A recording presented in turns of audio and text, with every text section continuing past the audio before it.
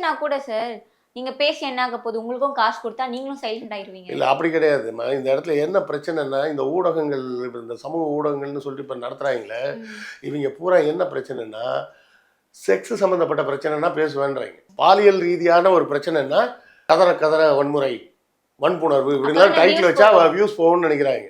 இது பையன்றதுனால இதை போட்டு என்னத்தை ஓட போகுது அப்படின்னு சொல்லிட்டு போட மாட்டாங்க. ஊடகமாக நமக்கு வேலை என்னென்னா இந்த செய்திகளை கொண்டு போய் சேர்க்கணும். அதன் மூலமாக பொதுமக்களிடையே ஒரு விழிப்புணர்வு வரணும். பெற்றோர்கிட்டையும் சொல்கிறது இதுதான். நீங்கள் ஒரேடியாக வந்து நம்ம பையன் தப்பு பண்ணிட்டான் அப்படின்னு சொல்லிட்டு கூனி குறுகி நிற்கணும்னு அவசியம் இல்லை. நீங்களும் உங்கள் வயசில் செஞ்ச தப்பு தான். அப்போ இன்றைக்கி என் பையன் ஏதோ காலேஜ் போனதுக்கப்புறம் ஒரு தப்பு பண்ணிட்டான்ருக்கா, நான் போய் காலையில் விழுந்துட்டு இருக்க முடியும்?